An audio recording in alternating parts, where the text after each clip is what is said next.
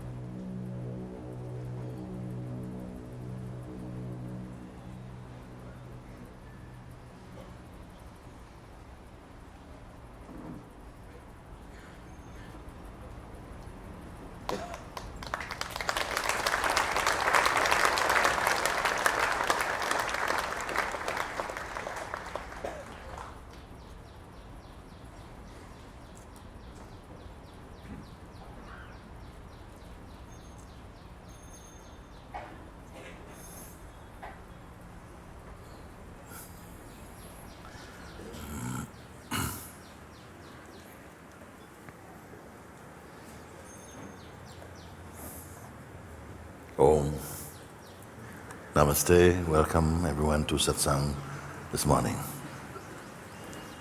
And welcome to the many viewers who are joining us via broadcasting from around the world. We are very happy that this opportunity is here so that people in places that perhaps I will not have a chance to go to may join live satsang here. And thank you so much for the broadcasting team and the recording teams for this. So, as we are approaching actually the end of this season, and I wanted again to remind you of what this opportunity really is. It's not a classroom, and nor is it a kind of a lecturing place. I feel that my part of it is that to have this beautiful opportunity to meet with beings who have come from all over the world and a good representation of our planet, and the current wave of the human experience, to come together and to look not so much outwardly at the world that we perceive through media and through our own senses, but to also look internally to the very core from where all things are arising, and to see what we can truly discover if we don't employ imagination or visualization or just fanciful thinking, wishful thinking, or judgments and so on, but to look with clear, sober eyes and with a heart that is pulsating for truth. What will we find?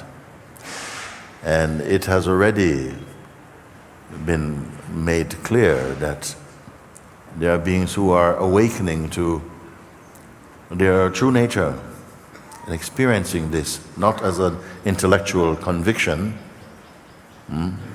or some sort of spiritual ideal, but as living truth itself.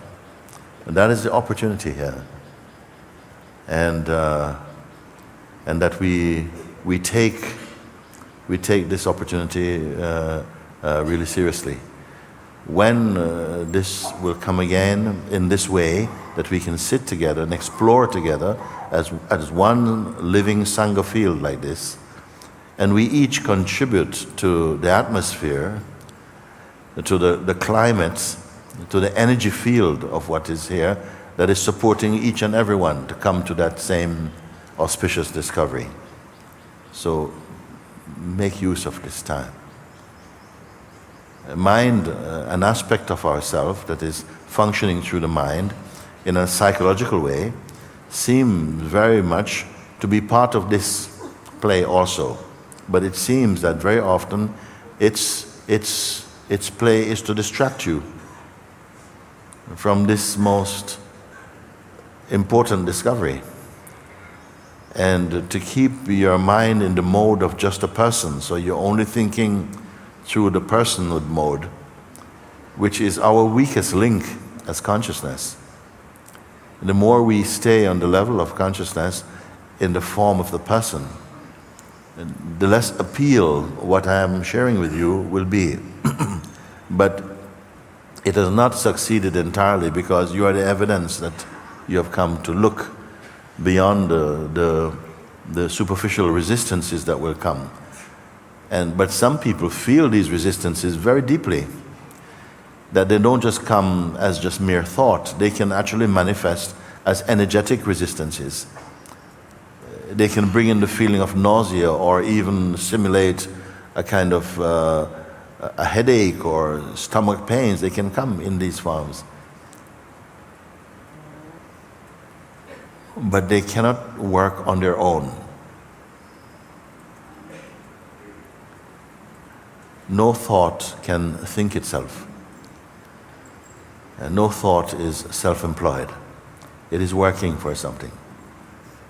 And you will come to see, actually, that as your attention turns away from just going through the senses or shopping through the senses for outer things or through the mind, but rather is turned more towards its own source, how much you are finding that these more superficial resistances and distortions and distractions are just drifting away very swiftly, because you've changed your focus from things to the very source of where the things or sensations are arising from. So, little more to say about this, just to touch base again about some very basic things. And we'll see now as we move again into our true place, because you cannot be every day leaving and coming back to. There is something that remains unmoved, unchanging, through the various play on the surface of leaving and coming back and being distracted and coming back. There's something here that is grounded in itself, that is not part of that movement. It's not part of any kind of distraction. It is here.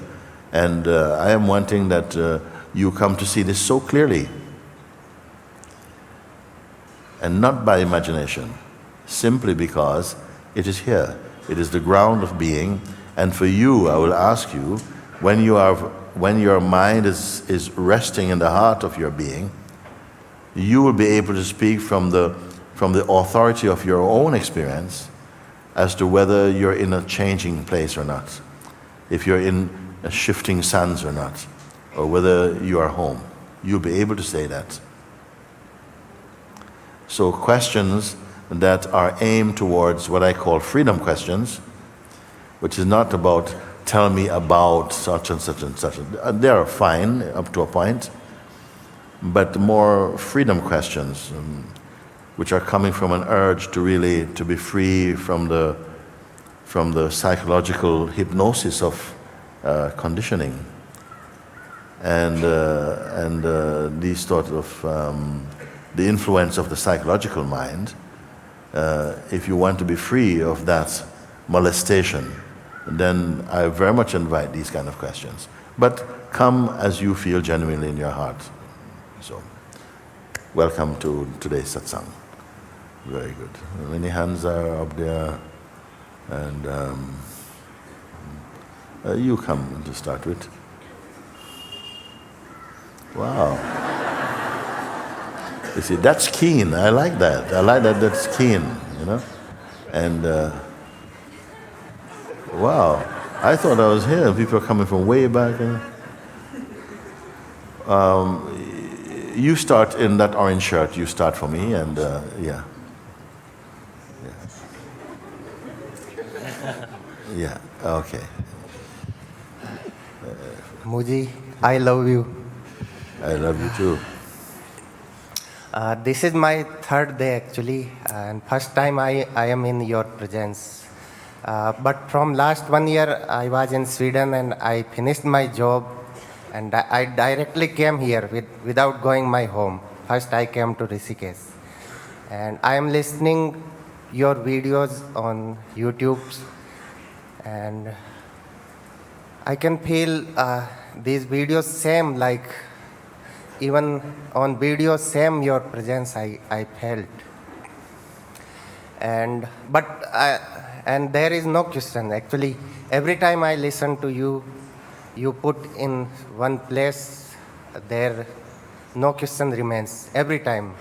If I came with some elephant big problem, and if I will listen to you, and everything disappears. But still something is there, because one pattern I can observe from last 1 year. Every time I listen to you, problems disappear, and then I involve into my job. I am working, and again something happen, and I am able to see, oh my God, like anger and so much attachment without my concern. Again it came. Yes.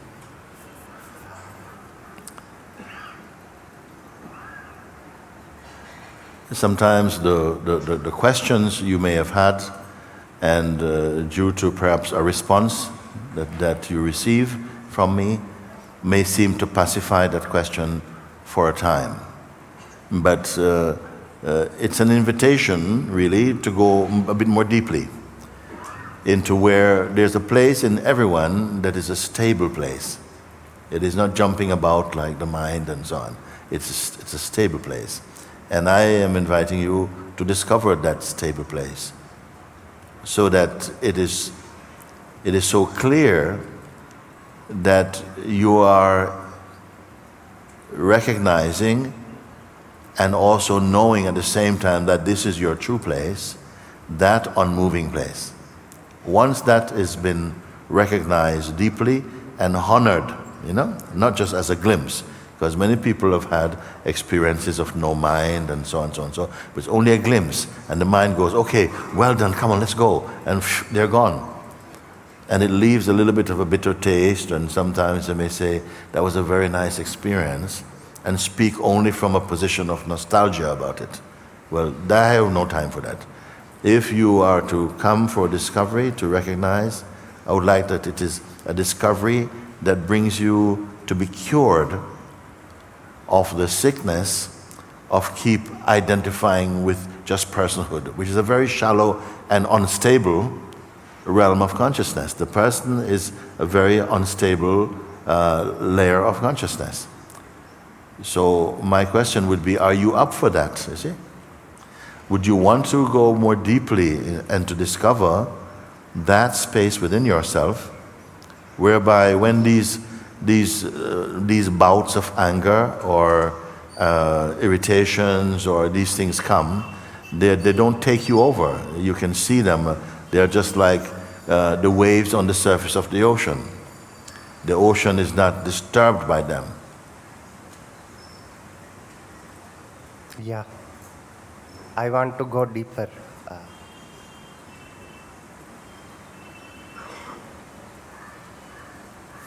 Yes. Once you go deeper, not only will you find peace, but you'll also find resistance to it. It will be there also.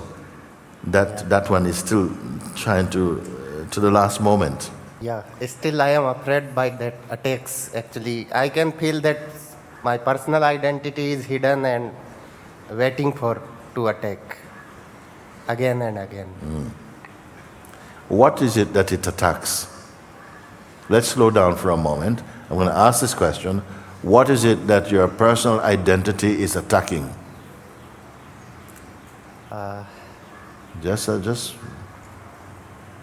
you say, I can feel that my personal identity, or there are other names for it, by the way. Yeah. You see, the dark side of your mind, or some unclean spirit, or whatever people call it. but it's there waiting. It's waiting for a chance to. You see? You say, I can feel that. Who or what is it attacking? Actually, like I can give example. Previously, I used to do meditations. So then I feel same stillness, but my mind is taking benefit. Oh, I am doing meditation and I become spiritual and I felt peace. And then when I listen to you, it become clear my mind is taking all advantage, whatever I am doing. Well, let's see if it really does have that power, or we more or less imagine it has that power. And by imagining it has that power, you impart some power to it. Because if you say, then you are doing meditation, but maybe you're not so attracted to meditation anymore, because when you feel in a very good, quiet space, the mind goes, we've done well, haven't we? Very good. And he goes, no, but you're not a part of it. You're apart from it. I said, no, you didn't get here without me. This is our celebration. This is what I'm saying, okay? So suppose mind is doing that, no? And then something is kind of, no. What is the argument between the mind, the whispering serpent, yeah, we did very well. We did very well, no? And something is in resistance to the mind that goes, no, go off there. This is my victory. This is my space. No, the mind goes, no. We did this together. You have never done anything just by yourself. I've been with you from the beginning. Oh, you can brush me off like that. You see? So how long is this going to go on for then? And what can bring an end to that? Who is being attacked? You see? Something says, no, the mind starts to say, this is my accomplishment. Or we did this together. And something is saying, no. And this something is your true, the most true self in you. The one who is feeling that the mind is attacking it and feeling, I don't want this mind. I want to be free of this mind. This one who is speaking is who? Your final self, your true self? No, this also I can see. Means this also... Two things are fighting. Thank you. And the third one who's looking is what? That I feel in your presence actually. So is this one concerned? Is it caught in the bubble of that fight? Or is it independent of it? No. So this one we are calling the sense of presence. The sense of presence is that untaught way by which you recognize and know that you exist. Nobody teach it to you. It comes in. It is consciousness itself announcing itself in the body in the form I am. I exist. Which also is said to be a name of God also. I am.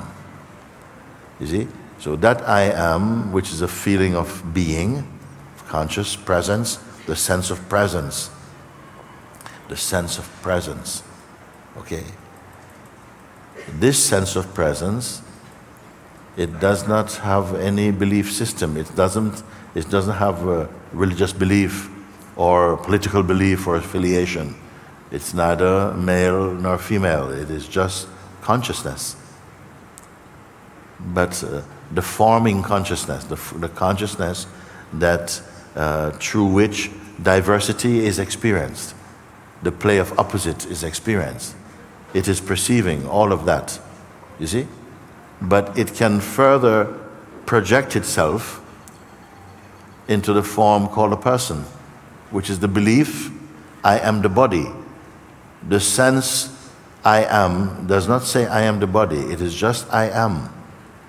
But it can project and identify with the body that it needs in order to taste experiencing, and it becomes I am the body. This belief is formed, I am the body. Once the belief I am the body comes, then other beliefs can start to add to that belief. Such as, well, if I'm the body, it's a girl body, I'm a female body, I'm a woman, a boy body, I'm a man or whatever. And then other things can come. And quickly we develop a sort of persona, an idea that we are this person. It is also consciousness, but it has now picked up particular qualities and identified itself uniquely as this is what I am. I am this person. But because the qualities that it identifies with is always changing, the person keeps changing also. It's not stable. And we have tried many things. We have grown through many forms of personalities. Some characteristics seem to be repetitive, others seem to be moving on. But whatever happens, if the sense of the person is created and believed in, the consciousness then believes itself to be a person.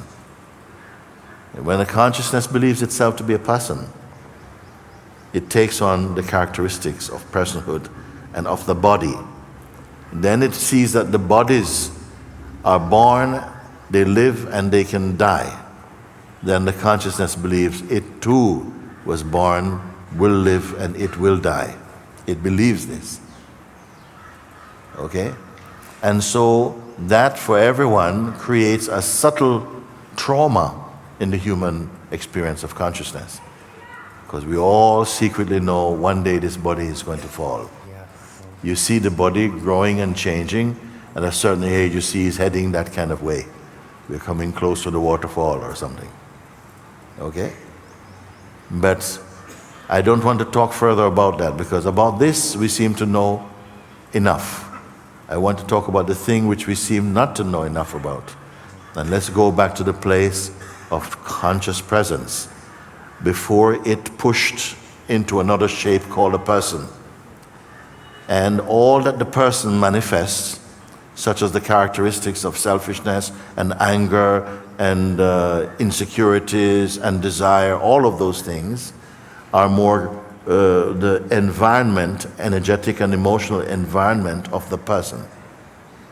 But something sees both the behavior, the characteristics of anger and the frustration and so on, and the one who is suffering from them is seen. You yourself have admitted that. Yeah? I asked you, who is that, or what is it that sees both the anger and the apparent one who suffers it? And you say, that one I feel in your presence. So that one gets highlighted in the presence of satsang. You start, oh, wow, I'm feeling. What does that feel like relative to the other states?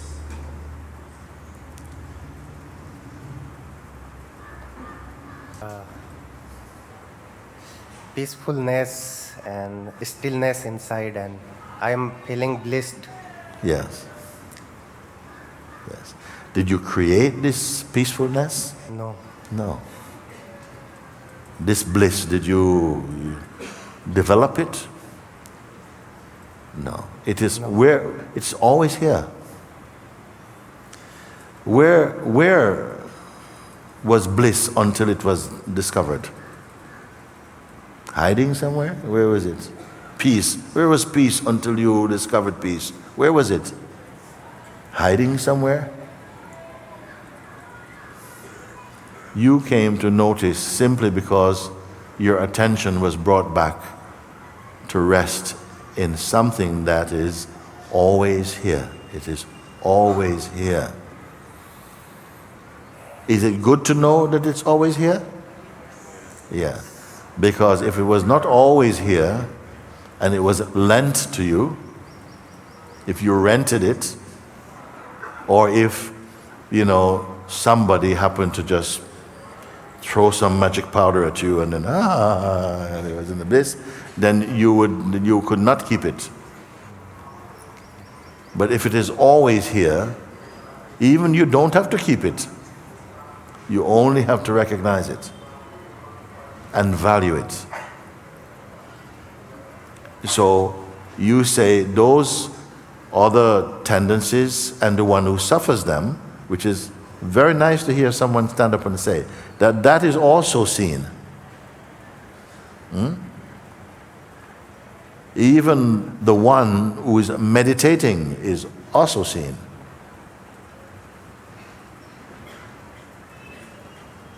And the intention of meditation is also perceived. And the goal of meditation is also perceived. By what?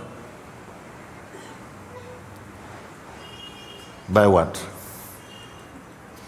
The fact has already been declared. It is seen. Now I'm asking, by what is it seen?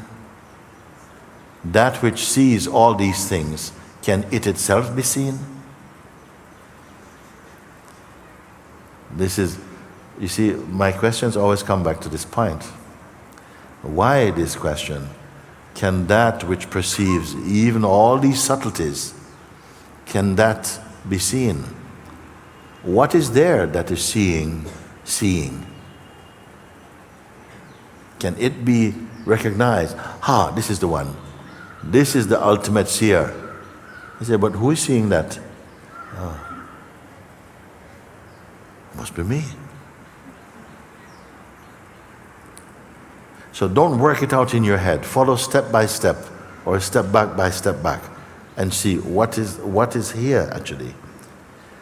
Your final discovery, is it something tangible or intangible? Meaning, is it something with form or without form? What is your discovery? And bear in mind that this discovery, this answer, is not an answer that you can have. It's only an answer that you can be. This is a question that is taking you to yourself.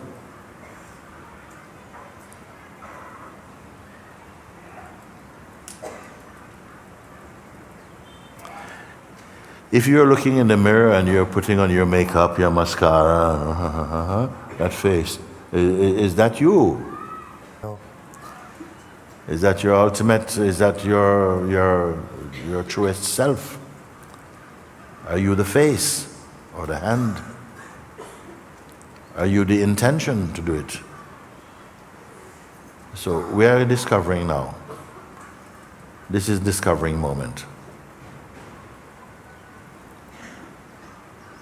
The findings have gone before. They are seen. These things are seen. From where are they seen? So don't be stuck. Just allow this question just to be in you.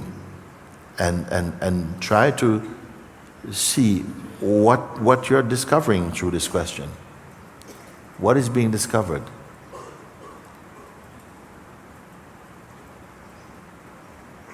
All that you speak about, they are seen. And you, in the light of this speaking, where are you? Whoever you are, where are you? Other than this place of seeing? Are you also an object in the vision of this seeing? Or are you the one seeing?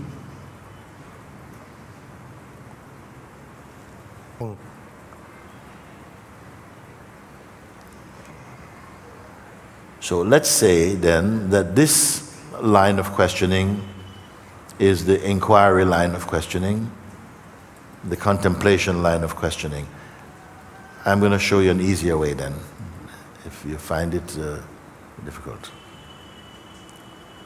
An easier way is just what I've shared with you before, that you have come and you say, I came here to meet Mooji.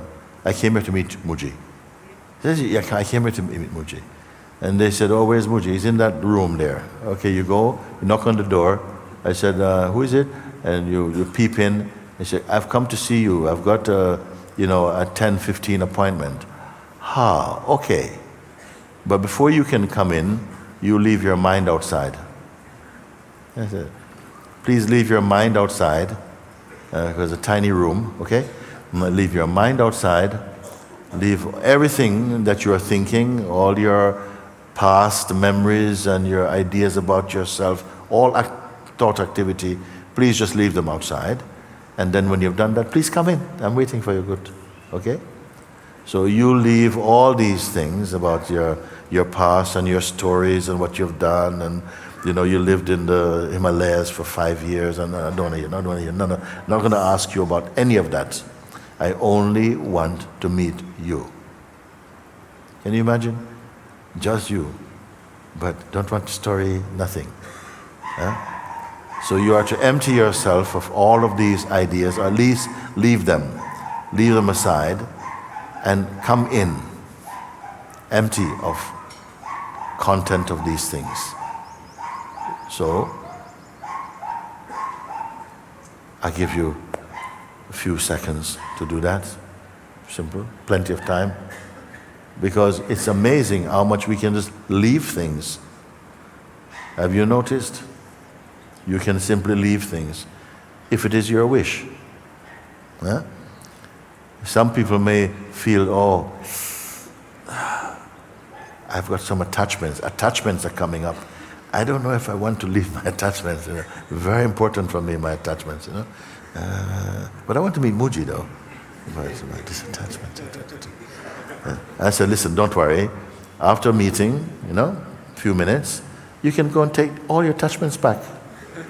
They will be waiting for you, believe me. They'll be outside waiting for you. Okay? So you leave everything, trust me on this one, leave everything. Just come in. Just you alone by yourself for once in your life, outside of deep sleep.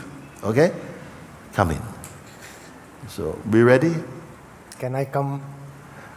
No, this is a different kind of coming now. This is your body also, but you follow me now. Because if I say you come, then everybody goes, well, we want to come as well, and we can't fit on here.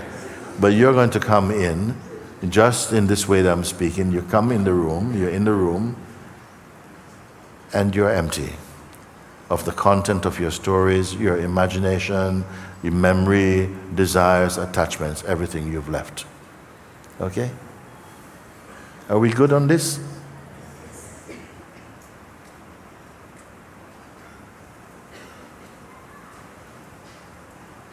And we are not going to pick up any new ideas. The old ideas we have left out. We're not going to have any new ideas. There are no ideas in this room, by the way. So when you've done this and the feeling comes, you know, okay, now what? I've done it. Now what? No? So there's no what next. There's no what next. You are just to be with this emptiness, whatever it is here. And you're here.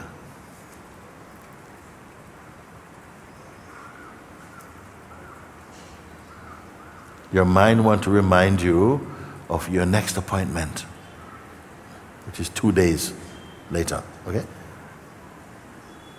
But there's no time, there's no space for this.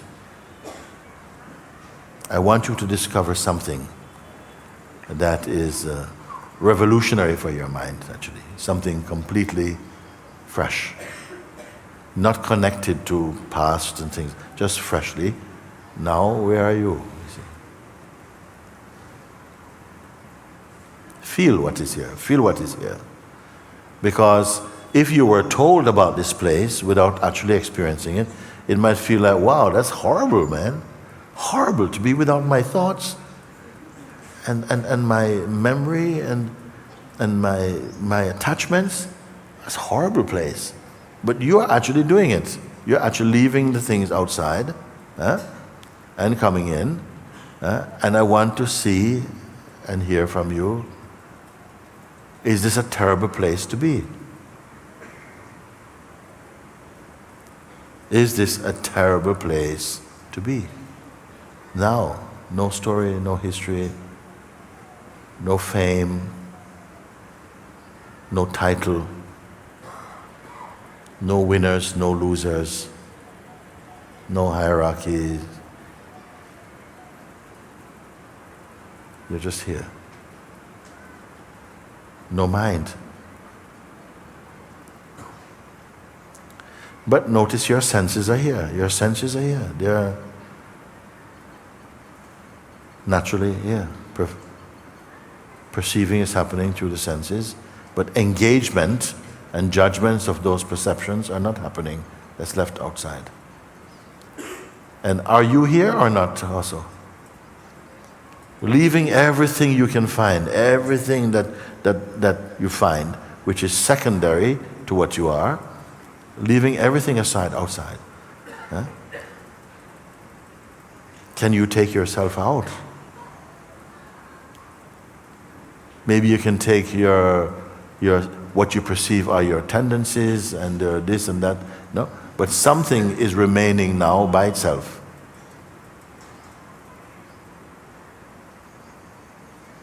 Are you in a suffering state? No. No. Is anybody suffering from claustrophobia? Anxiety?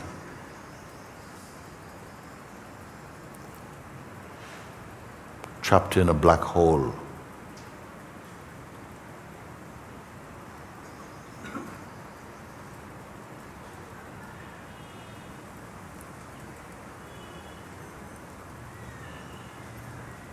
Are you feeling, okay, this is long enough as an exercise, can we stop now please?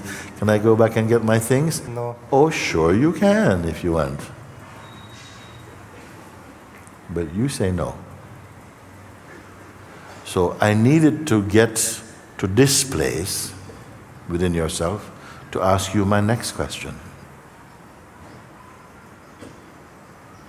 This that is, whatever it is, that we're discovering. I'm not going to put a name on this right now. Just this, here, now. No clocks, no ticking. It's beyond that.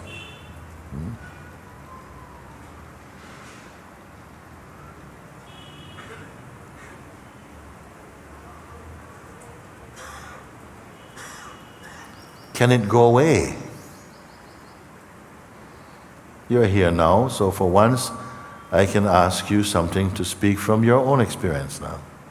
This that, whatever this is, this state or of being or whatever, can it disappear? No.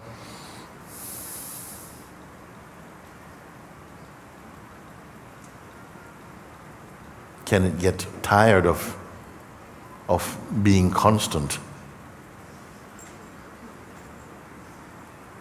No. Can it get bored? No boredom. No. Yeah. Can it fade? No. No.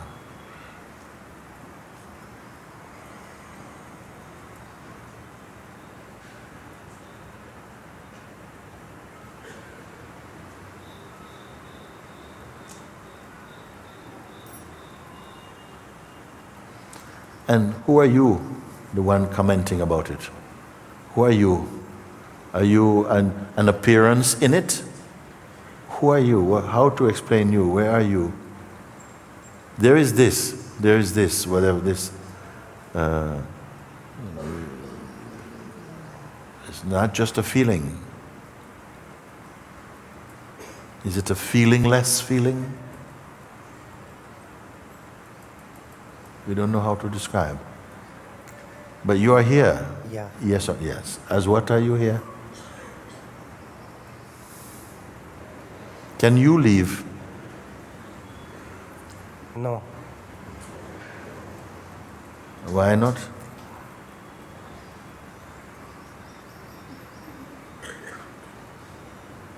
Do you know this place? Yeah. Do you know this place? Yes, yes. I'm going to have to be checking in with you for a bit. Huh? Can you separate from this place? Can you separate from this place? No. No. So 15 minutes ago, where were you? Where was this place? Here. Same. Same.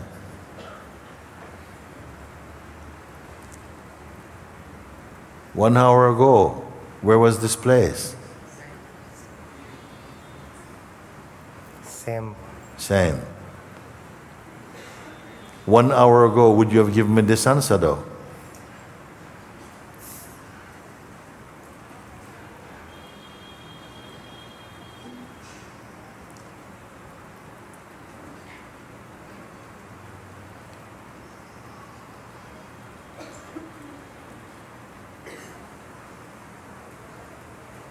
So, end of exercise basically. You can go back out and pick up your stuff and on your way. Very good. You can step out of this, or can you step out of this? No. No.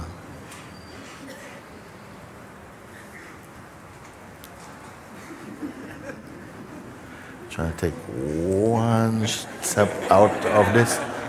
What has happened then?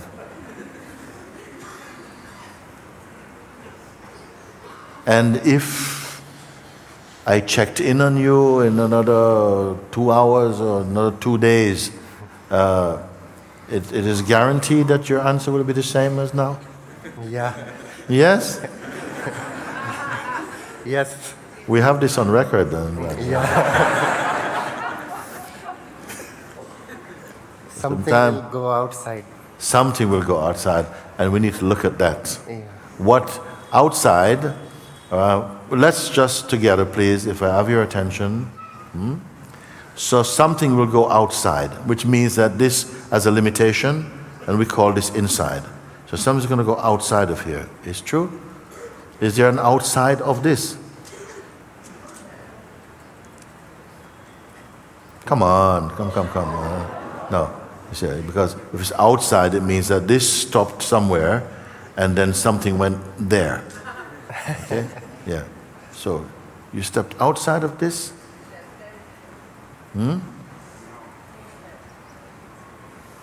Body, mind, and thoughts.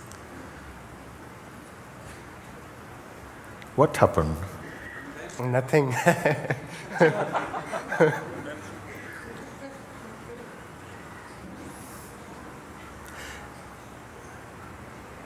All your life, as you know it, where was this? Here only. Here only. Where?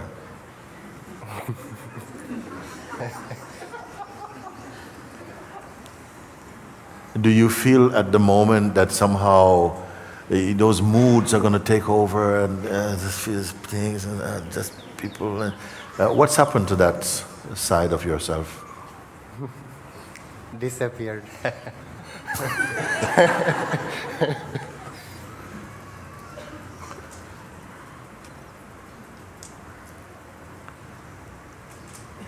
We need to really confirm whether this is just a passing phase, and if it's a passing phase, for whom is it a passing phase? For whom is it a passing phase? If it is a passing phase, for whom? Who will it pass by?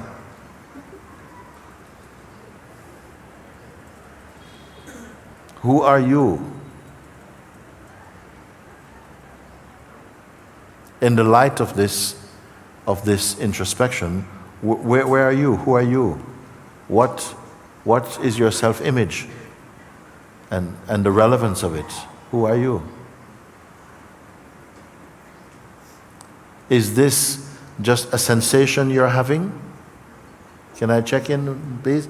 Is this just a kind of, wow, hey, that's really nice sensation? It's a sensation, which means that it's going to be, that also will go.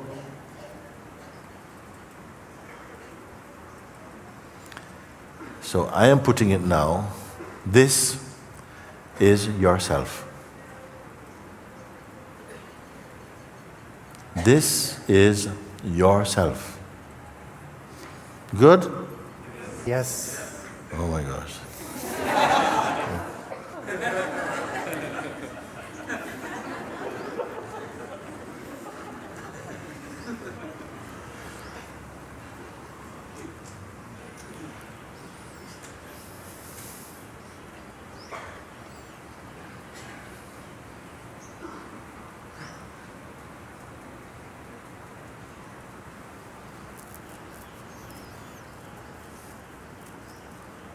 I want to say, here is where I would say, just sit, incubate in this discovering, marinate in this discovering. Is it worth it or not? Yes. So when somebody call you, hey man, we're going down to the pub or whatever it is, no? You say, no, just next time, okay? Now I just want to sit for a bit, okay? Don't tell them I want to marinate in the self. I say, listen, you guys, you go along and stuff.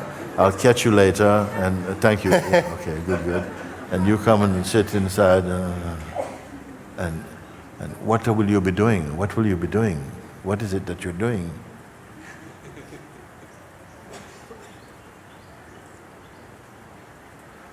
Enjoying yourself, or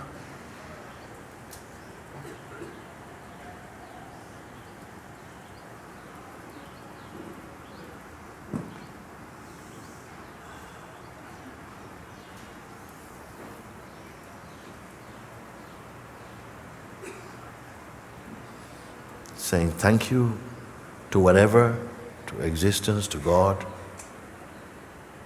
for bringing this revelation into your hearts, and that you say, my God, I don't know what this means.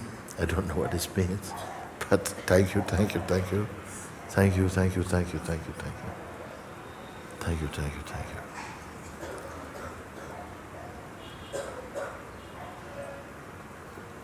Was there a beginning to this?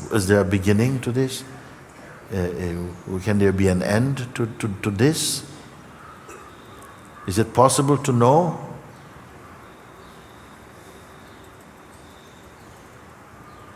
No beginning.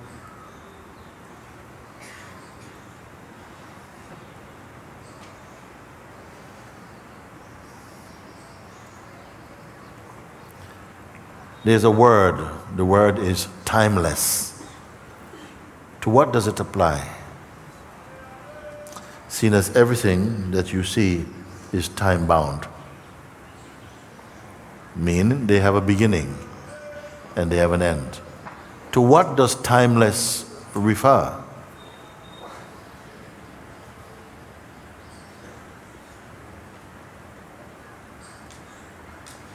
Are you guys in a thinking mode at the moment or in a being mode? Being. Being, yeah, okay. So this is what I can ask you, and now I feel I've been wanting to ask this question, is it? To what does the term timeless refer? Beyond time. Yes. Eternal means unending time. Timeless means beyond time. Huh? Where are you? What can you say of this? Yes.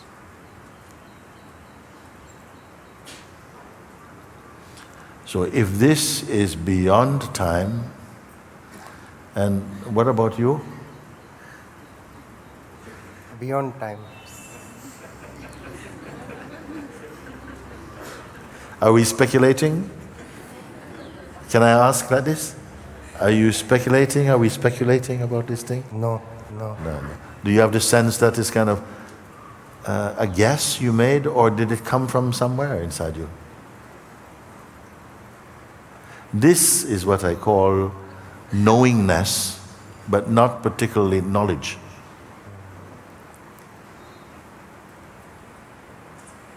Knowingness is always fresh. Knowledge of a sense like, I've been there, know that, closed door. This is your intuitive knowingness.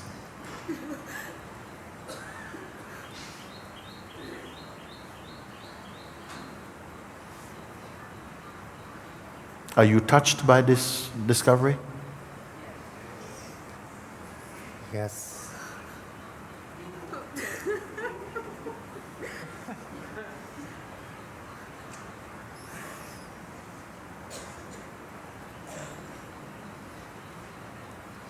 Where is your mind right about now?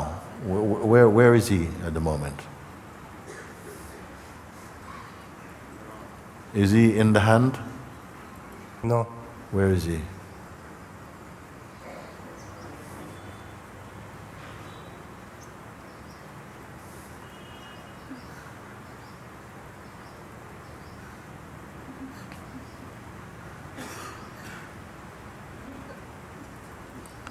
It's his last chance to escape or to try and overpower you. Can it do that?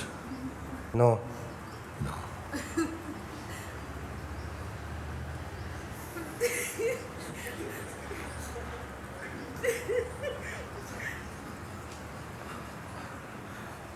Do you realize what is happening here?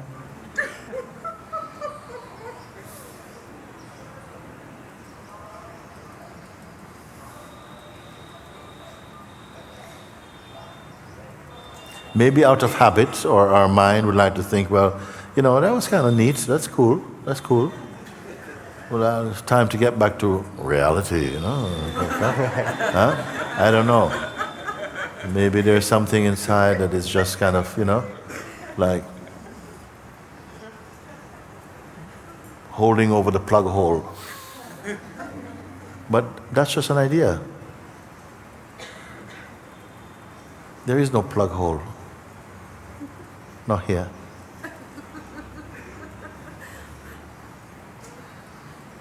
There's no door to open.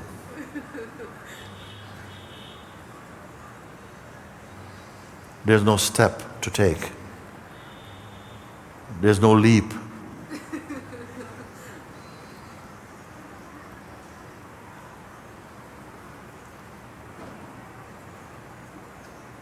There's no head to chop.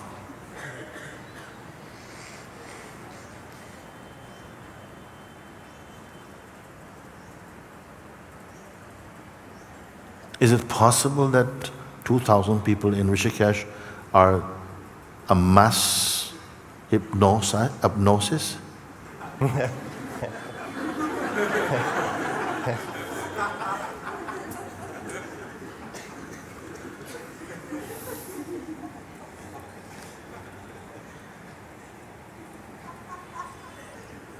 Or could it be that perhaps for the first time you're truly in touch with yourself, not as one thing touching another, but as a harmony? Could it be something like this?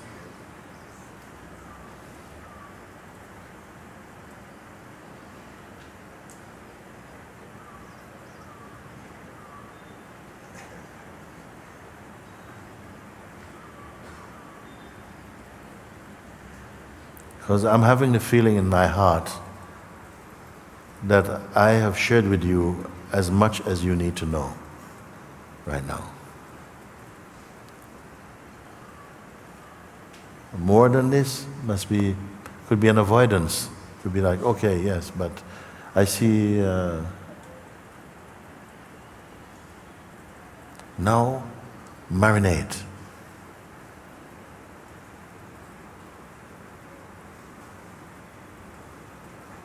Maybe something just wants to get out.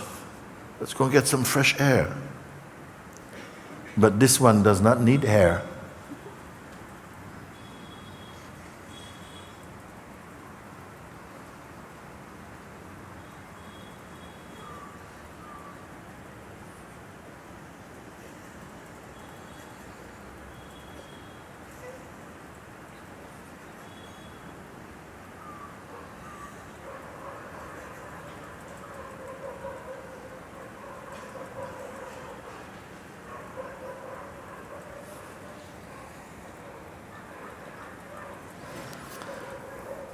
And are you waiting for something?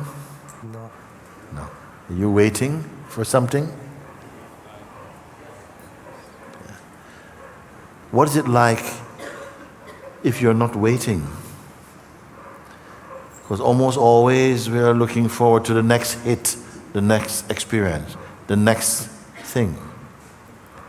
How about now?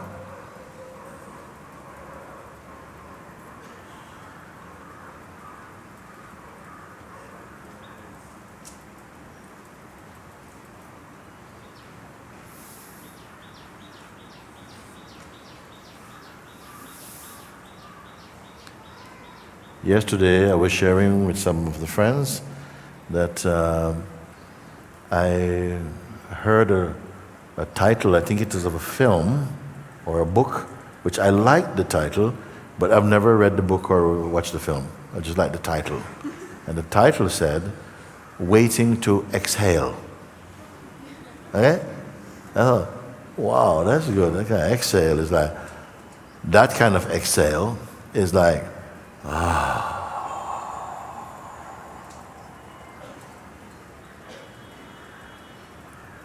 stop.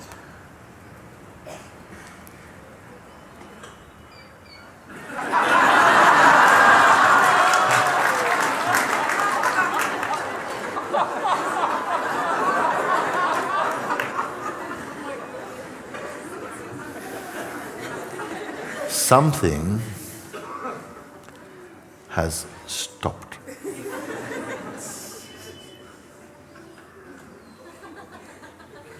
Something has stopped.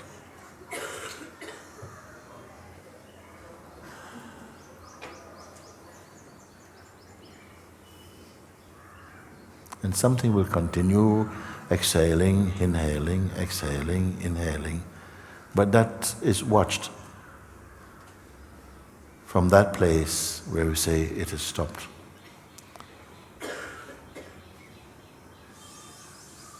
And it has stopped in that which never moves. But something keeps inhaling, exhaling. This dynamic life with this dynamic body and the senses and the you and the me and the emails and the Facebook and the hi, how are you, and had a wonderful day and I'm going on holiday and this, and did you get my last message, and yes, I'm meeting at 8 o'clock today, have you spoken to the group? All this can happen.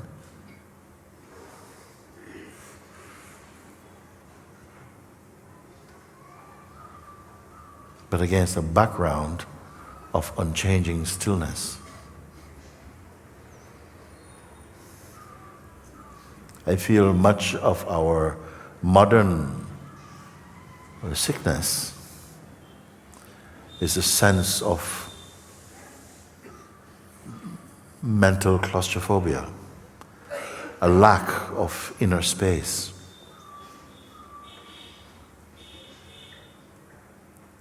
But not for you.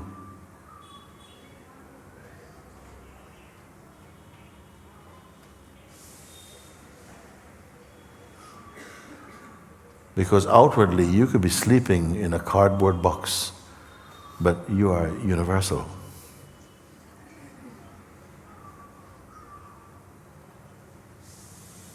What you may have read, you can now experience.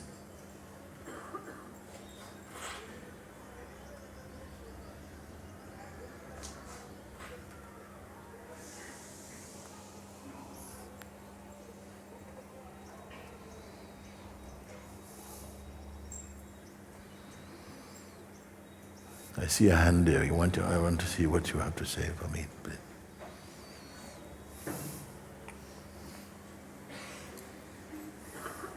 Thank you, Mooji. Thank you.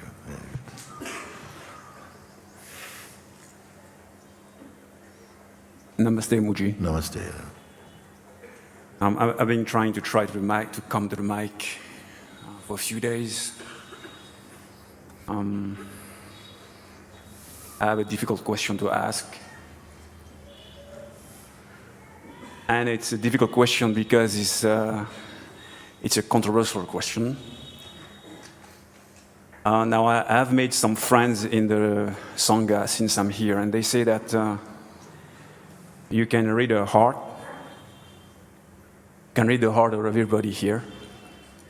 So I hope you will read my heart and know that I'm not trying to be antagonistic or anything like that. I'm not trying to be a smartass.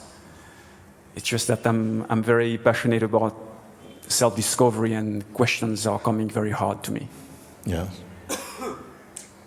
I would also ask you to let me go through the full length of what I have to say before we try to answer it. That, if we can do that. If we're not going to spend the next 10 minutes just No. Okay. This is it.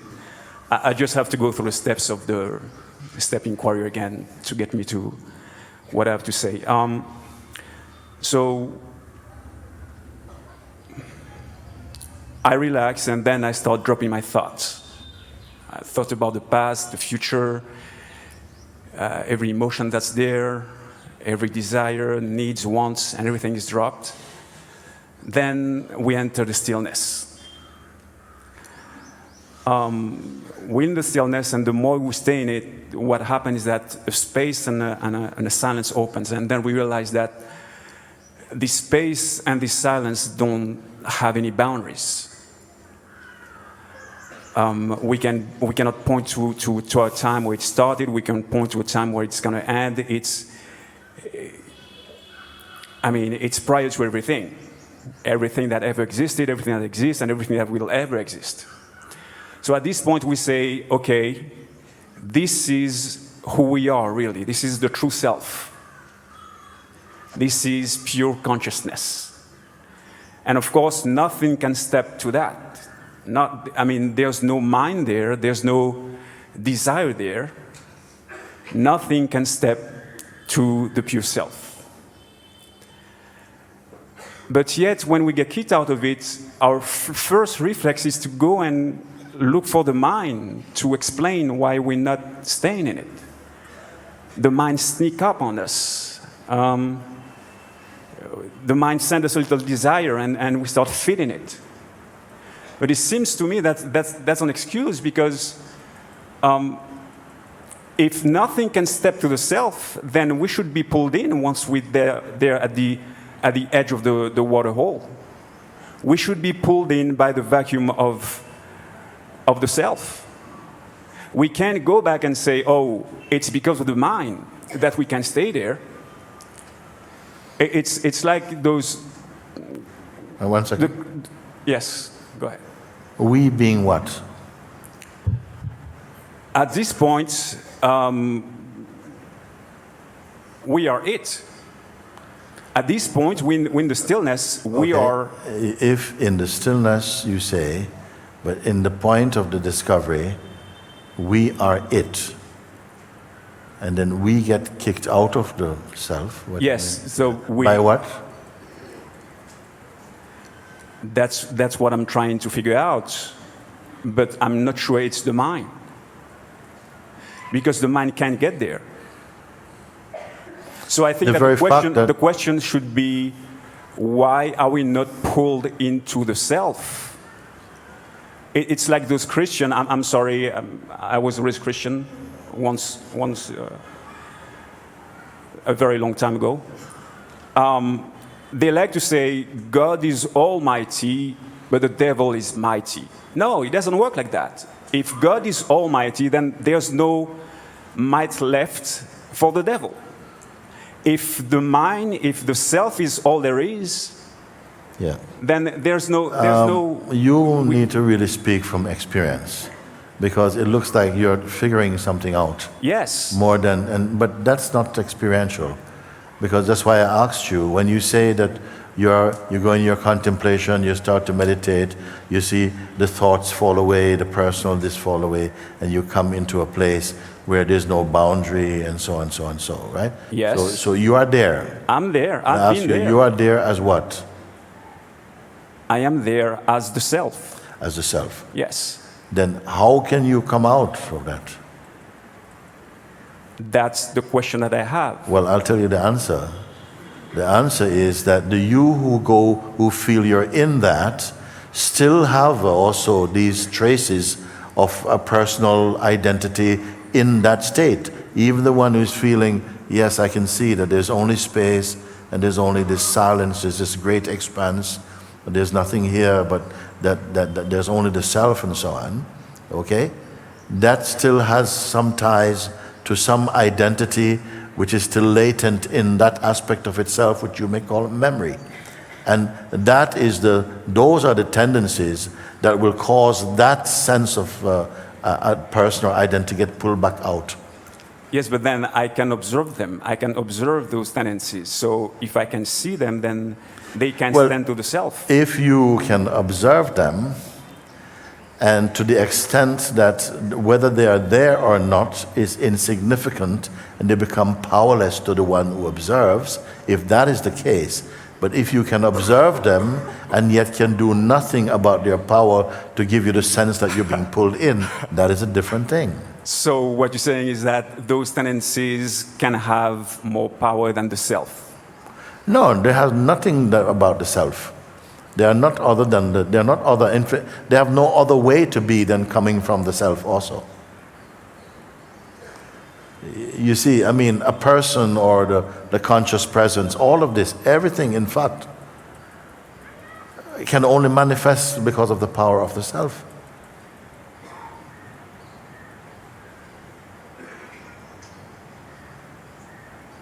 When the self manifests through duality and appear as this diverse realm of diverse beings and of different forms and characteristics and tendencies and qualities and so on, all of them derive their substance, their energetic expression. They all come from the self and the vital force, which is also the self. Okay, in the play of duality, and like this it is there. You see, what you ask is that when we go into the self, you know, we being what? We being the self in its temporary manifestation, in its self-portrait as a person. It's picked up the mode or the seed of personhood, which is a conceptual seed, and it covers itself in it. It believes, I am this person. It knows I am this person. It knows that it's also consciousness, or that it feels it has consciousness. And with that consciousness and with the urge to explore into itself, it goes into that inquiry. I can see all these things. I mean, they come and go. They cannot be what I am. And they seem to, the Red Sea opens and they seem to part themselves. And then these other things are coming also, they're going. At some point you say, but there's nothing left. There's nothing, there's only the expanse.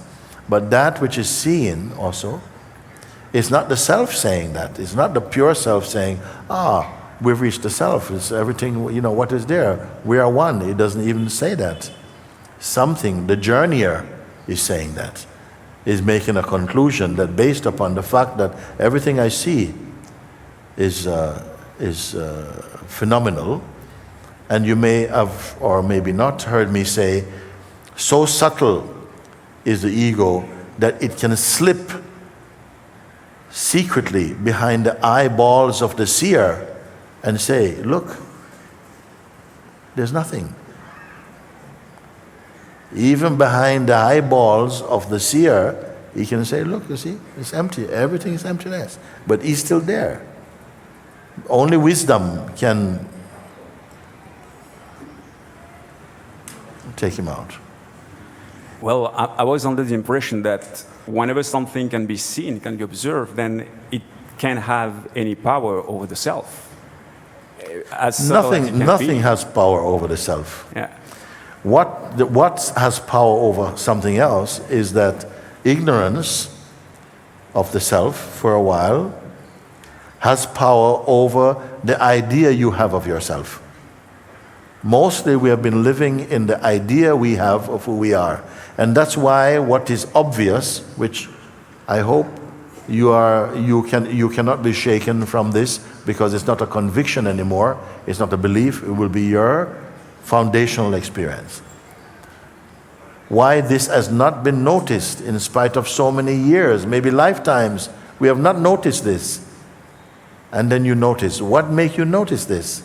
Why didn't you notice before? Because you are carrying something, an idea that you strongly believed in, and you believe it so much, you believed it into existence, and it became your experience. And on the basis of this false self-image, we have done so many wrong things, so many painful things, because we're not sitting right in the heart of our own self. That is the play. And even I wanted to hear what you had to say, because you say, I have been holding this question for some time. Yes. And how important has this holding this question been that you did not really participate in this exercise? Otherwise, you would have been here experientially to know what I'm saying. Oh no, I did. But how That's what could I'm you? saying. Because it would have burned this question. Your experience would have burnt this question. And that is the nature sometimes of when you think you have a question, don't be attached to any question. Because the answer may have already come and you missed it. Because you want it to be answered personally. Or you have this question, you hold it. And this holding of the question makes you unable to go further. In India, they say, no?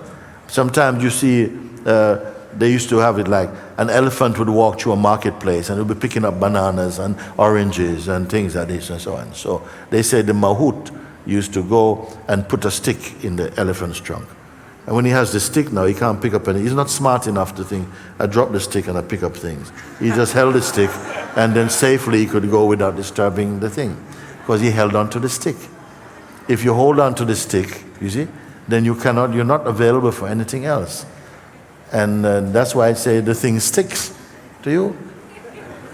Because somehow that's what happens. If you hold a question, I'm inviting an inquiry, and this inquiry is probably the most profound key and opening that is possible in the human kingdom for human beings to look backwards, inwards, and to discover experientially, not just logically or mentally, but experientially, to come into the living inquiry and this living discovery of their true nature, unarguably.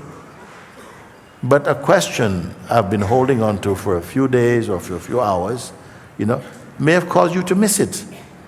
While you're listening, you think, I must not let go of my question. I've got a good question. I've got a good question. I want Mooji to answer this question. Everybody else is going, and I've got to ask this question. And then when it is finished, I'm saying, okay, who is the hand? And then you don't participate in what I say is the direct experience of it. Now we're going back to words again and talking to try and explain something, which maybe at the end we say, yeah, okay, I see your point. And it maybe just remain as a point.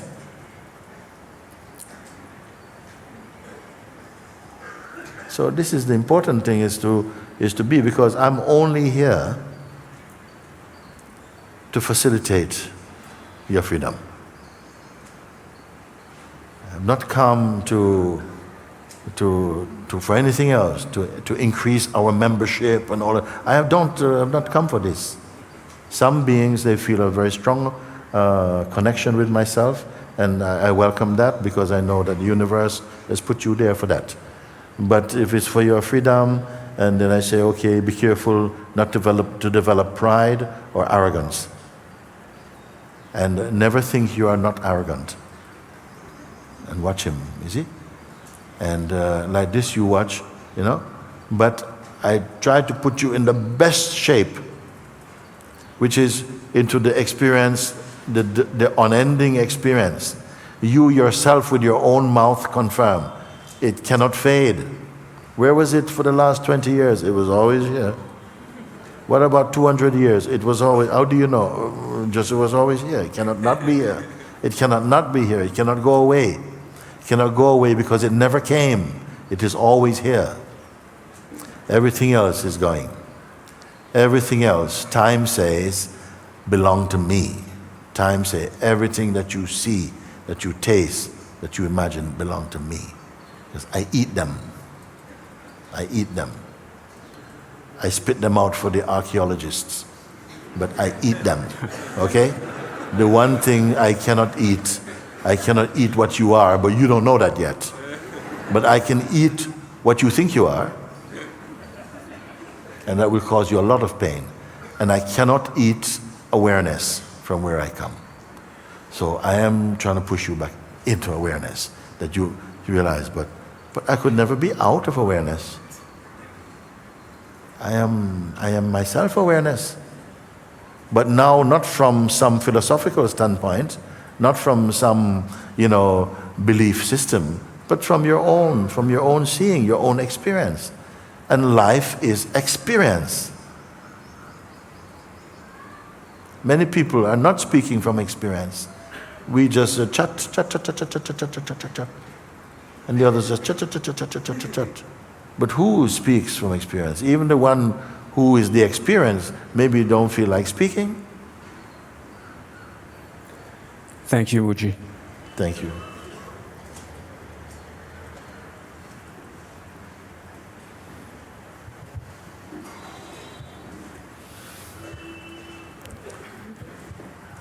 Guruji, I need help with my voice.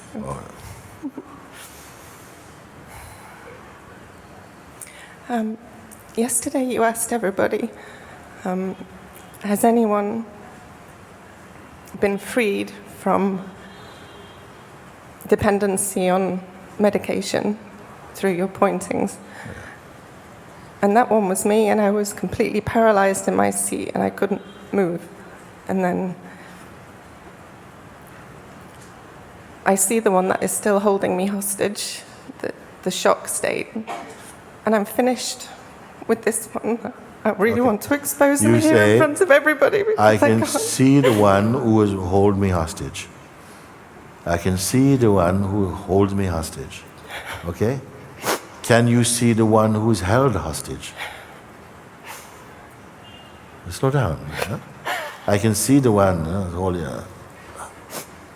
I can see him. Okay? Can you see the one who is held hostage?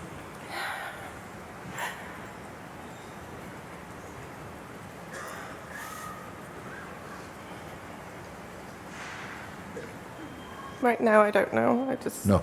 But if you lived in the experience I point you to, you would answer me. If you participated in the exercise that I gave, you would have known this one. But because maybe you had an intent from yesterday that I must go and speak to Mooji about this, because now I can see, and now you know what, I'm really determined that he's not going to hold me hostage again. Do you have this power? No, you don't. That one is not you. It doesn't have, they go together. Please listen. We are coming to the end of today's session. Please listen to this.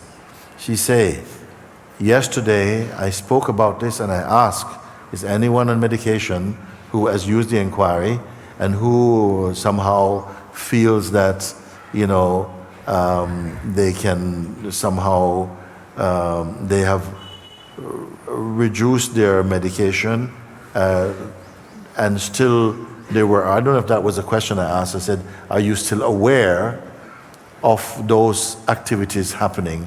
Are you independent of them or are you caught in a bubble of them? But you say now, I was frozen in my seat by that question, and now I've come because now I want to admit that I know the hostage taker. I see him, and I know now I'm not going to participate with him. Okay? And I'm saying to you, you know the hostage taker. Do you also, can you see the hostage?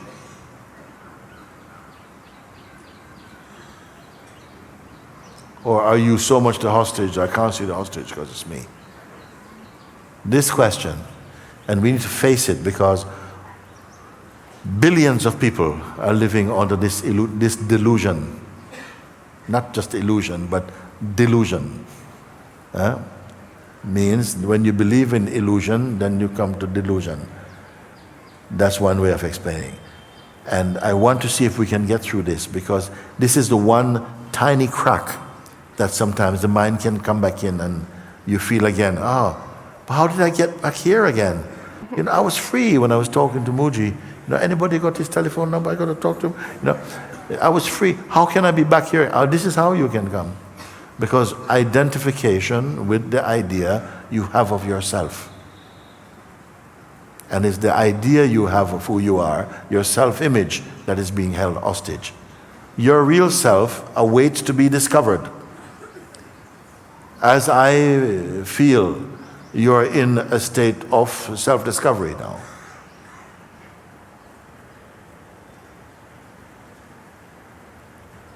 And this is why it is not good to keep on holding on to assessments you make about yourself, because they are out of date. They are out of date, and they are perpetuating only through memory, not through energy. They don't exist. The thing may happen and it's gone, but it is perpetuated through your memory of it. And so in the meanwhile, your mind is holding on to this thing, okay? And what it's doing, it's become a blindfold to life. And you're walking around, saying, look, I can't see because of so and so and so. Because you're holding on to something that died already, it's gone, and we're holding on to this thing and saying, look, this is what happened to me, and this is what's happening to me. I said, when? 6 months ago. What? For 6 months? You blew 6 months to hold on to this thing? Because that is exactly what is happening. A strong memory that keeps you feeling hostage. Maybe it doesn't exist, but you keep remembering, yes, I'm still a hostage. Guruji, it feels very old. It's old now. Actually, it's dead. It doesn't exist, not old.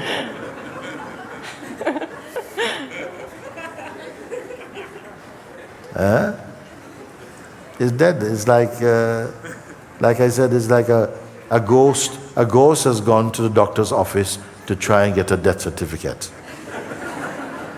It's finished. Why are we giving all this energy? Doctor, can you give me a death certificate? Why? Because until I have a certificate, I can't be sure if I'm alive or dead. It is finished. It's over. But we are somehow perpetuating these states, and they're robbing you of your true life. It's not real. Its sell-by date is gone long ago. Expired, 2008. Still being presented fresh.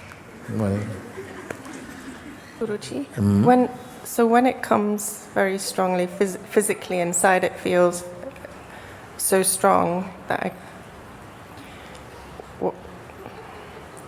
I think my question is, what do I do? What you do is follow my pointing, just like these have done. When I said come in the room, what did I say? Leave the stuff outside. That meant don't be holding some private memory under your armpit. Okay? I've got nothing, Mooji, nothing at all. Okay? You have to leave everything outside. Don't come in with anything. Okay? And then you will not have this trouble. You see? You left everything out and then you came in. Then I said, okay, fine. Now it's only you and me and your senses. And let's take a look at what is here. So simple. Has the inquiry ever brought anything so simple? Very simple. Here. And now what? Then this kind of stuff, when it come again, it would be so weak for you. It's like you would probably, at a certain point, in fact it's going to happen, you're hardly going to know, you don't have any space for such nonsense things. You don't have any space for such nonsense things. It's not important. Even if a doctor tells you this is really important, no, forget about it, it's not important.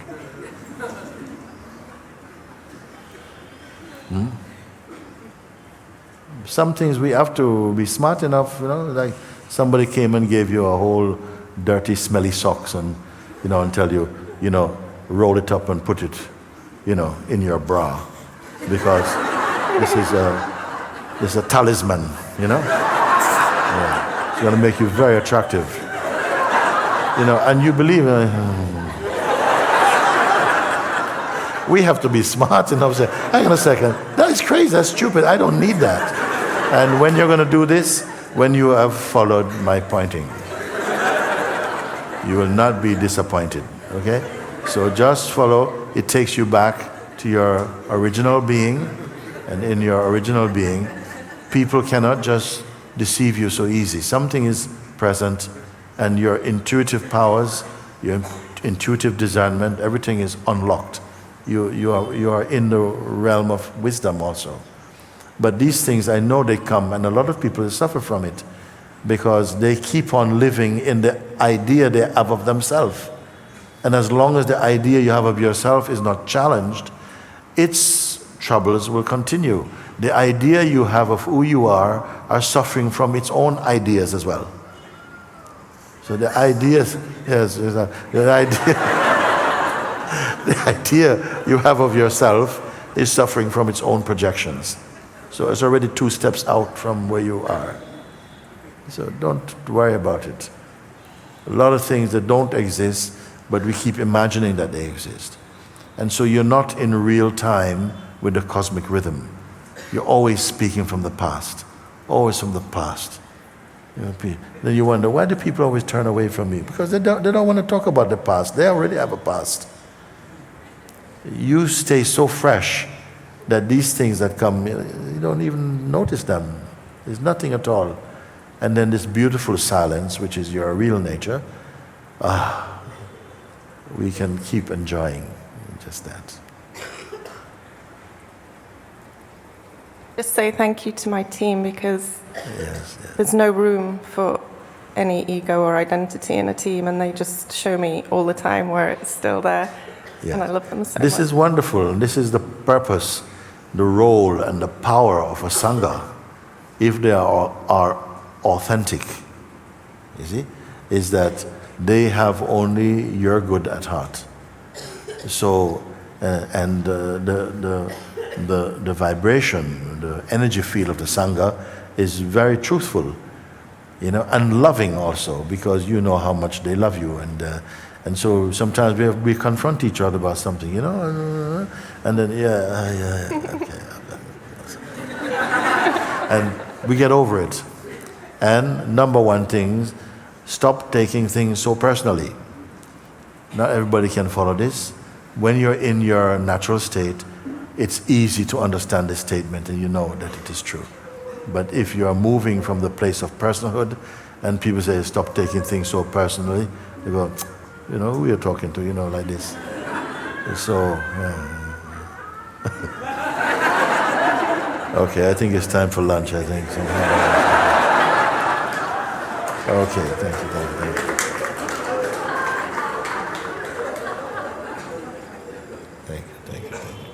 you. We have somebody singing today, no?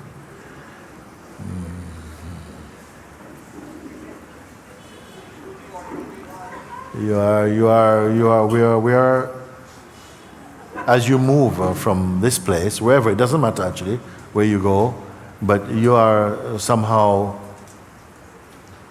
keep paying attention to this.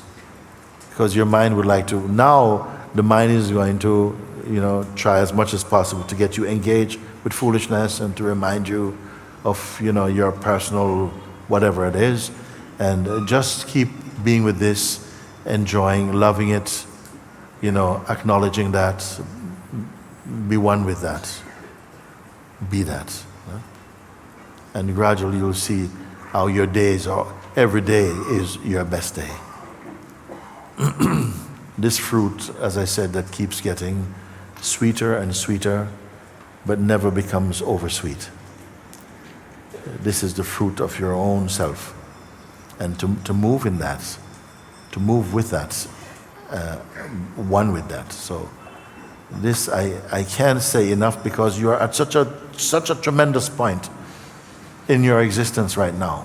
You're at the crucial point. You're at the winning point.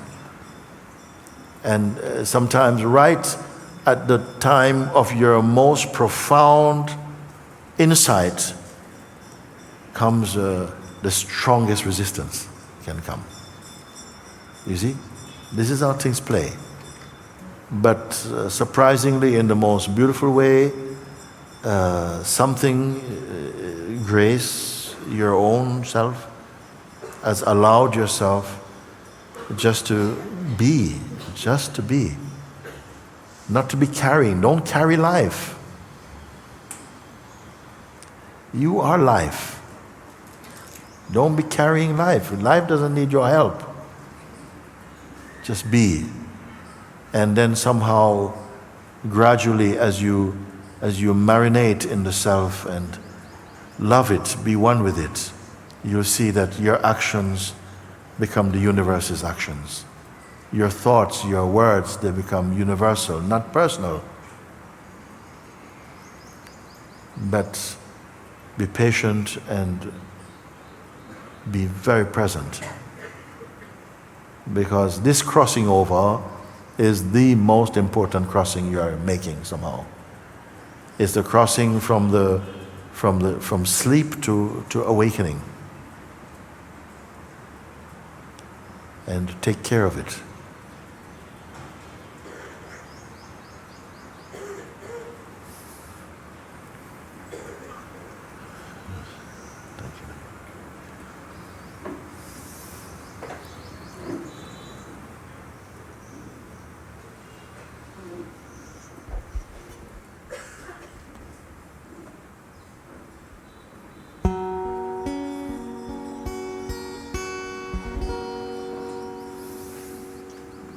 Archangel Michael, Archangel Gabriel, Archangel Zaphiel, Archangel Shamsiel, guardians of here and beyond, protect us from that which keeps us from Him.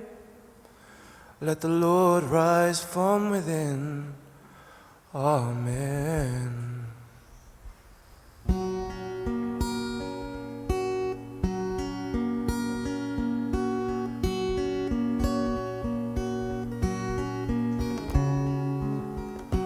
I, the Lord of sea and sky, I have heard my people cry, all who dwell in dark and sin. My hand will save. I who made the stars of night, I will make their darkness bright. I will bear my light to them. Whom shall I send? Here I am, Lord. It is I, Lord. I have heard you calling in the night. I will go, Lord, if you lead me.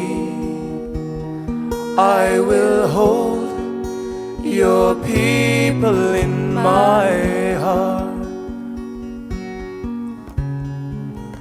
I, the Lord of snow and rain, I have bore my people's pain. I have wept for love of them. They turn away. I will take their hearts of stone, give them hearts of love alone. I will speak my word to them. Whom shall I send? Here I am, Lord. It is I, Lord. I have heard you calling in the night. I will go, Lord, if you lead me. I will hold your people in my heart. I, the Lord of wind and flame, I will tend the poor and lame. I will set a feast for them. My hand will save. Finest bread I will provide, till their hearts be satisfied. I will give my life to them. Whom shall I send? Here I am, Lord. It is I, Lord. I have heard you calling in the night. I will go, Lord, if you lead me. I will hold your people in my heart. I will. Here I am, Lord. It is I, Lord. I have heard you calling in the night. I will go, Lord, if you lead me. I will hold your people in my heart. I will hold your people in my heart. I will hold your people in my heart.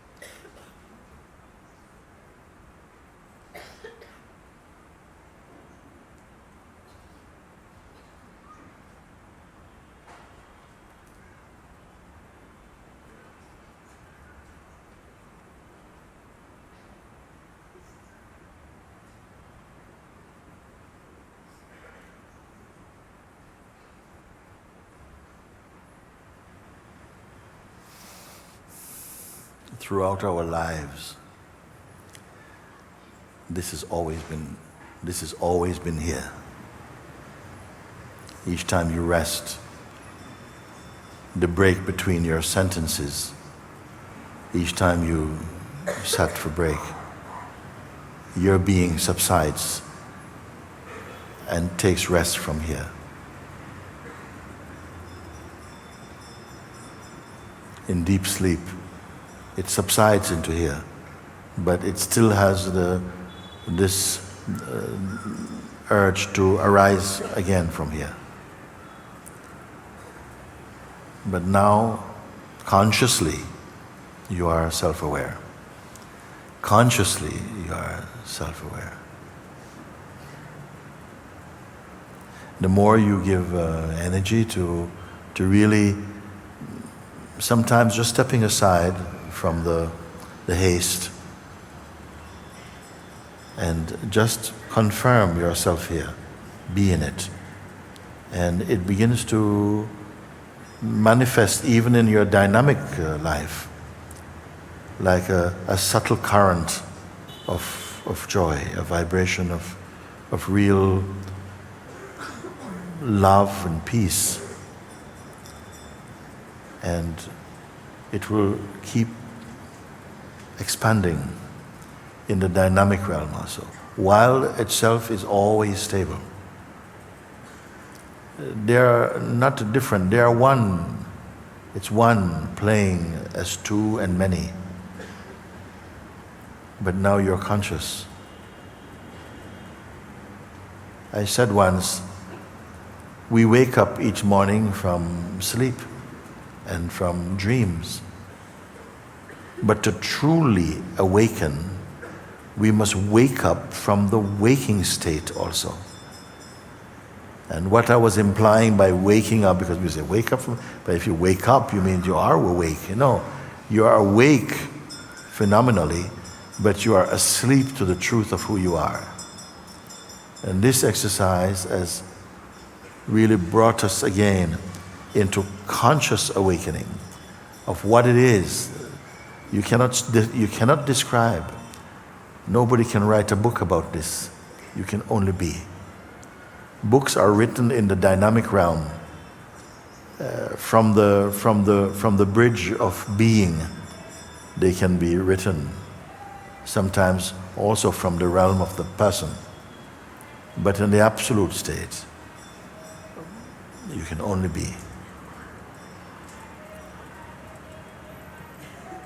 Blessed that each one really takes it upon themselves to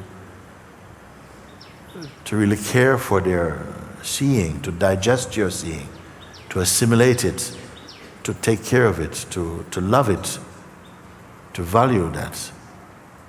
Don't be in a hurry to share anything at all. Marinate as though a child, like a child resting in its mother's arms. Just remain with this.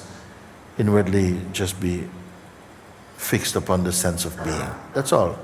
No procrastinating and projecting and imagine. No, just this. Watch how the fountain of life is full of nutrients and of love and peace and openness and the lack of fear. This can be your life from now.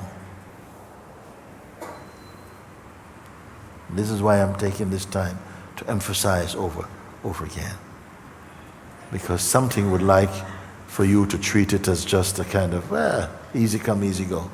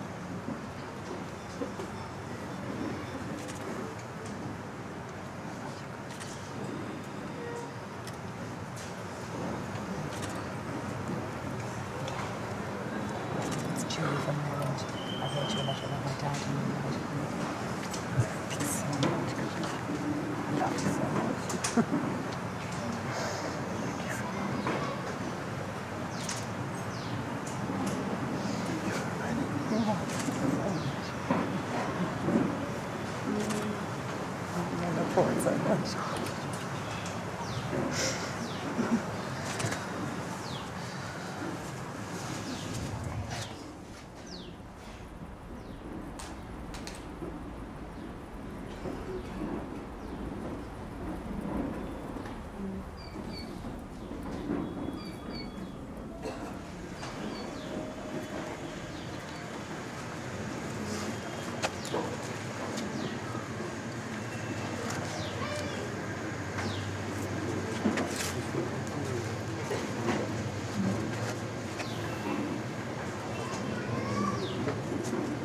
I do the same.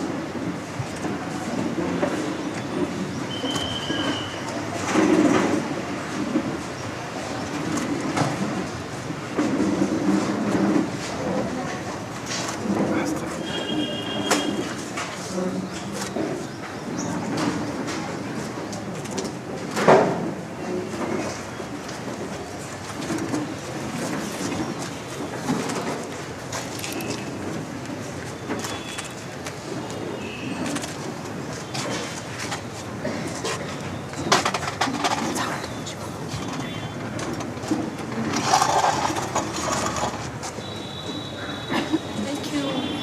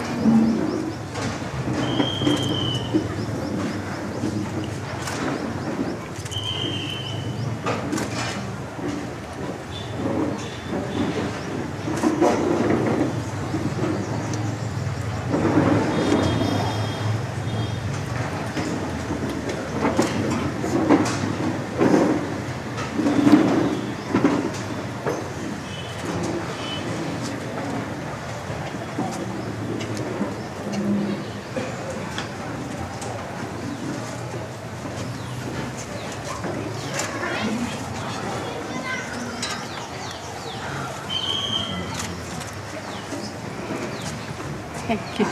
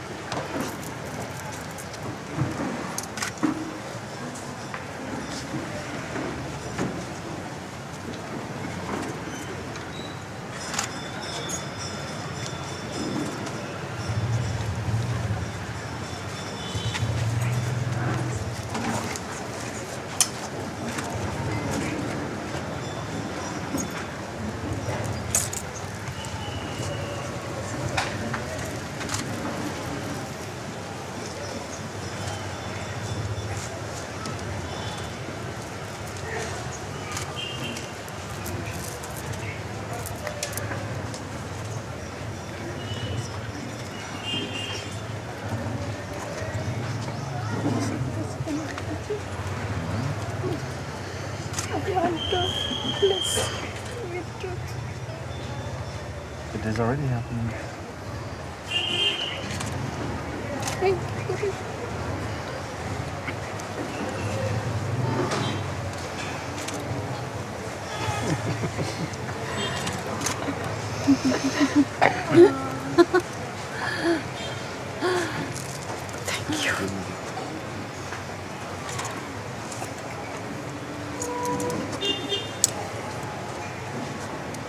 You must accept in your heart that you came here for that and you have received that.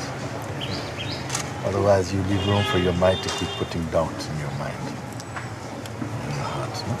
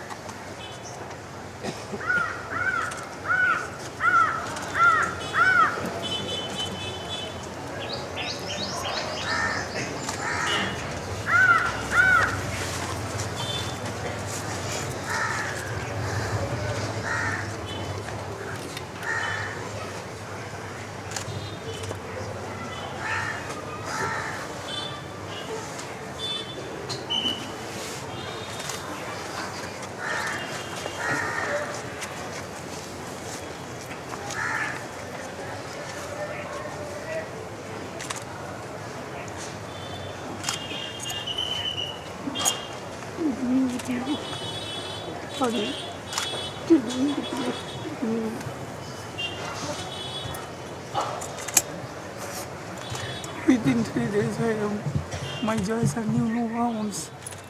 I want to go. If your joy knows no bounds, then you are already.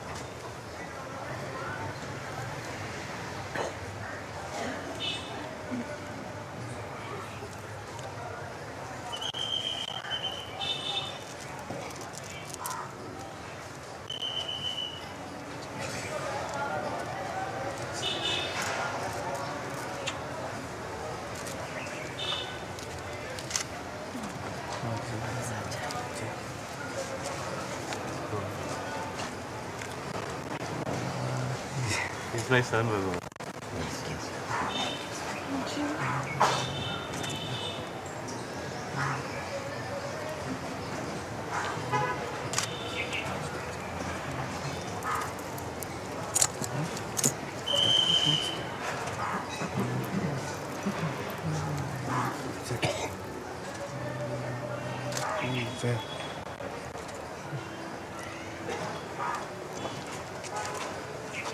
Moojibaba ki jai.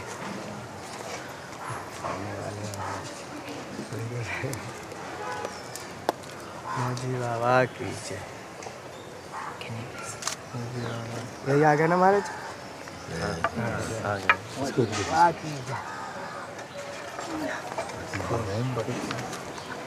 एक Kanhaiya Kanhaiya Tanuja. Tanuj. Moojibaba ki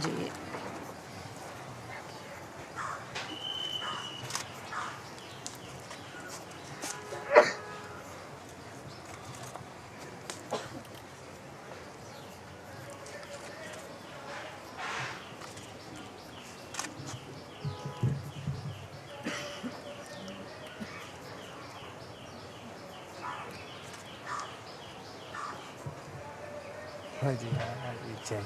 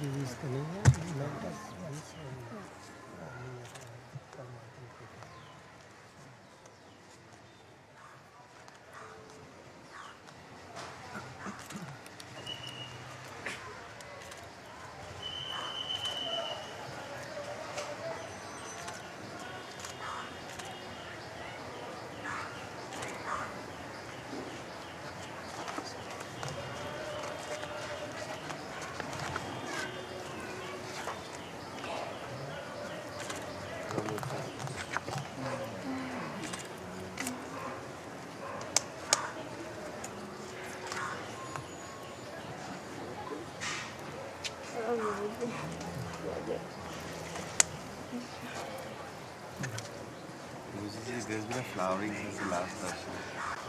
I must meet you again.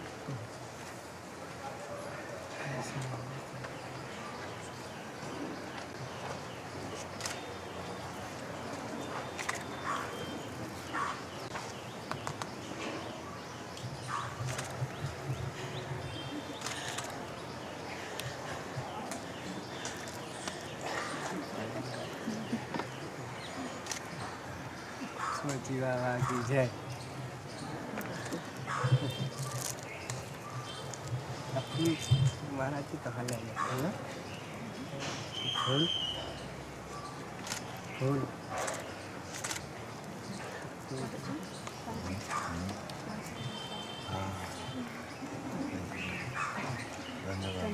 इधर डांट तो महाराज इधर इधर इधर इधर बताना इधर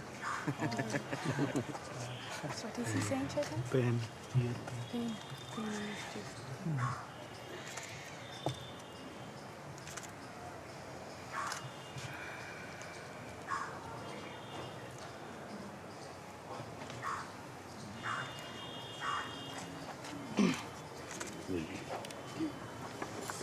Thank you, Mooji. Thank you for your great compassion. Thank you.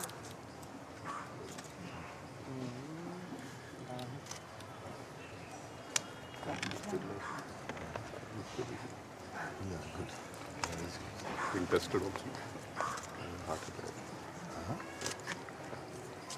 I'm very peaceful.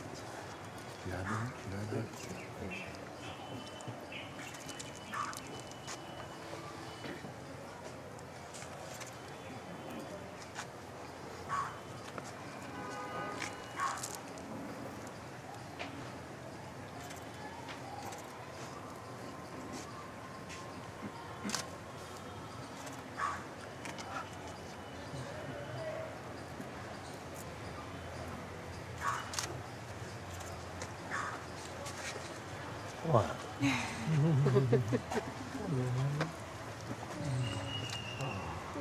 She's from a nearby ashram.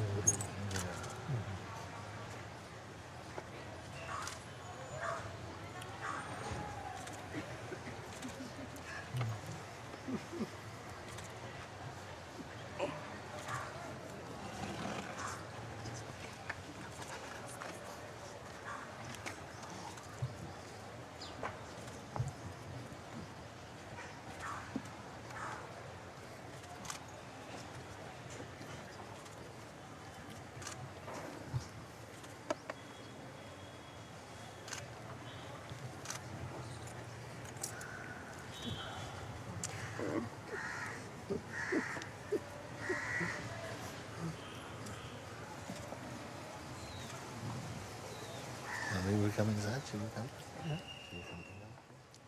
यहीं पे खाना खाना चाहेंगी? आप यहीं पे खाना खाना चाहेंगी? क्यों? She has some stomach problems, so she can't have lunch. Okay. ठीक है. Tomorrow she will like to have something. It's good. Yeah, ठीक है.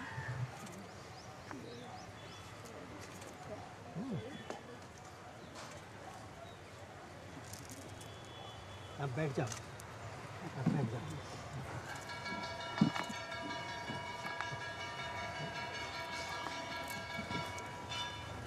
Let us sit down. Yes, thank you.